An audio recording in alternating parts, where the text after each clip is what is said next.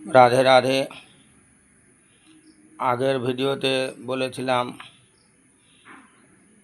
গৌতম ঋষি অভিশাপ দিলেন অহল্যাকে, আরও অভিশাপ দিলেন আজ থেকে যে হিন্দু লোক রাম পাখি পুষবে তার হিন্দুত্ব নষ্ট হবে।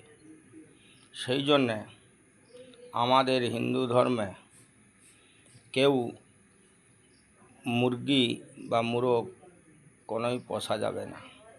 পোষলে আমাদের হিন্দুত্ব বোধ নষ্ট হয়ে যায়। তাই এখন বাড়ি বাড়ি সকলেই সেই রাম পাখি পোষা অর্থাৎ মোরগ বা মুরগি সবই পোষা শুরু করেছে।